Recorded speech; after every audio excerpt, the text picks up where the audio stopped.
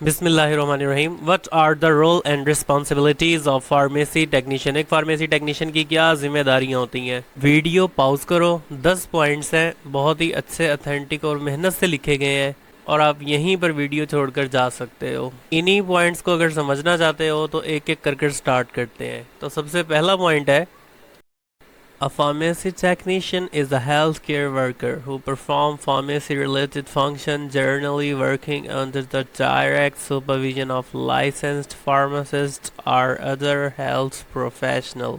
मतलब pharmacy technician एक health की केयर करने वाला वर्कर होता है जो कि फार्मेसी के छोटे मोटे काम करता है, लेकिन ये छोटे मोटे काम वो किसी फार्मासिस्ट की ज़ेरे निगरानी करता है या किसी हेल्थ प्रोफेशनल की ज़ेरे निगरानी करता है। हेल्थ प्रोफेशनल का मतलब कोई भी मेडिकल ऑफिसर हो सकता है, वो MBBS हो सकता है, वो कोई ऑर्थोपेडिक सर्जन हो सकता है, जर्नल सर्जन हो सकता है, गायनाकोलॉजिस्ट हो सकती है, एनेस्थेसियोलॉजिस्ट हो सकता है, या कोई भी ऐसा बंदा जिसका 17A मेडिकल ऑफिसर वाला स्केल हो या इससे बड़ा स्केल हो।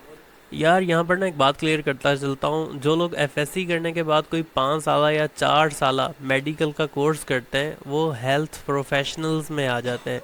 अगर उन लोगों की कभी गवर्नमेंट जॉब होती है या वो मेडिकल की फील्ड में जाते हैं तो उनको 17 स्केल दिया जाता है, और 17 स्केल को मेडिकल ऑफिसर वाला स्केल बोलते हैं, यानी अफसर बंदा कहलाता है वो।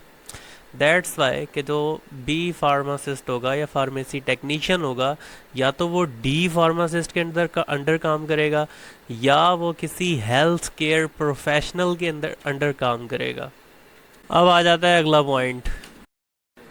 Pharmacy technicians work in a variety of locations like community pharmacy, retail pharmacy, hospital pharmacy, pharmaceutical manufacturer, or other healthcare units of governments or NGOs। मतलब फार्मेसी टेक्नीशियन बहुत सी जगहों पर काम करता है। मिसाल के तौर पर community pharmacy, retailer pharmacy, hospital pharmacy, pharmaceutical manufacturer और हेल्थ केयर यूनिट, इसके अलावा गवर्नमेंट और NGOs।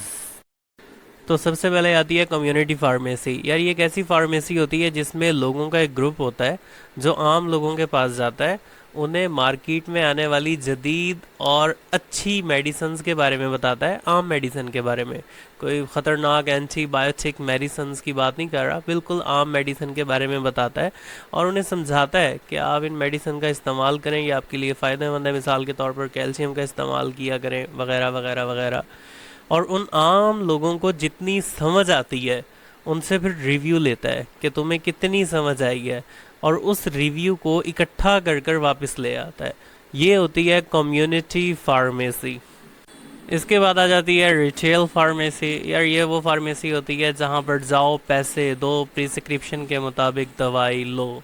सिंपल दुकान वाला सीन, बिजनेस वाला सीन, पैसे दो दवाई लो, एकदम कड़क माल है ना। इसके बाद आ जाती है हॉस्पिटल फार्मेसी। ऐसी फार्मेसी जो अस्पताल के अंदर हो, हॉस्पिटल फार्मेसी कहलाती है। बेसिकली अस्पताल 3 किस्म के होते हैं: primary level hospital, secondary level hospital and tertiary level hospital. Primary level hospital वो होता है जो बिल्कुल सादा हो, जिसमें सिर्फ एक MBBS डॉक्टर मौजूद हो। इसके अलावा वहाँ पर कोई सर्जिकल वार्ड, कोई ट्रामा सेंटर, मेडिकल इमरजेंसी, इस तरह की कोई सहूलत मौजूद ना हो। इसके बाद आ जाते हैं सेकेंडरी लेवल हॉस्पिटल। ये वो अस्पताल होते हैं जिनमें सहूलियात मैसर होती हैं, ऑपरेशन थिएटर की भी, ट्रामा सेंटर की भी, मेडिकल लैब की भी। इसके बाद आ जाते हैं टर्शरी लेवल हॉस्पिटल। ये बहुत ही जदीद तरीन, इनमें दुनिया की जदीद तरीन मेडिकल टेक्नोलॉजी होती है। खैर, हॉस्पिटल फार्मेसी सेकेंडरी लेवल और टर्शरी लेवल दोनों के अंदर होती है, यानी सेकेंडरी लेवल हॉस्पिटल और टर्शरी लेवल अस्पताल, जो टर्शरी लेवल हॉस्पिटल होता है, इनकी अपनी फार्मेसी होती है। तो उस फार्मेसी के अंदर काम करना या उस फार्मेसी का होना हॉस्पिटल फार्मेसी कहलाता है। आगे हमारे पास आ जाता है pharmaceutical manufacturer and other health care units of governments और NGOs। फार्मास्यूटिकल मैन्युफैक्चरर ये कोई भी जगह जहाँ पर मेडिसिन वगैरह को बनाया जाए, पैदा किया जाए, ये वो फैक्ट्रियाँ जहाँ पर मेडिसिन बनती हैं उसे फार्मास्यूटिकल मैन्युफैक्चरर बोलते हैं। फार्मास्यूटिकल मैन्युफैक्चरर वो जगह होती है जहाँ पर फार्मास्यूटिक्स के उसूलों के मुताबिक मेडिसिन को बनाया जाए या तैयार किया जाए। और other health care units of governments or NGOs। इसमें आ जाता है कि कोई भी सेहत का मरकज़, जैसे अस्पताल एक सेहत का मरकज़ होता है, जब लोग बीमार होते हैं तो अपने करीबी अस्पताल में जाते हैं। वो सेहत का मरकज़, वो अस्पताल गवर्नमेंट का भी हो सकता है। और NGOs, नॉन गवर्नमेंट ऑर्गेनाइजेशन, यानी किसी ऐसे बंदे का जिसका हुकूमत से कोई ताल्लुक़ नहीं है, लेकिन हुकूमत की ज़ेर निगरानी वो एक तंजीम चला रहा है, और तंजीम में ये है कि उसने लोगों की खिदमत के लिए कोई मेडिसिन लोगों को दे रहा है। ठीक है, आ जाते हैं अपने नेक्स्ट पॉइंट की तरफ। A pharmacy technician work closely with a pharmacist to ensure the health and safety of their patient. मतलब एक फार्मेसी टेक्नीशियन फार्मासिस्ट के मातहत काम करता है, फार्मासिस्ट की ज़ेर निगरानी काम करता है, ताकि उसके पेशेंट की सेफ्टी को यकीनी बनाया जा सके, उसके पेशेंट की सेफ्टी पर कोई कंप्रोमाइज़ ना हो।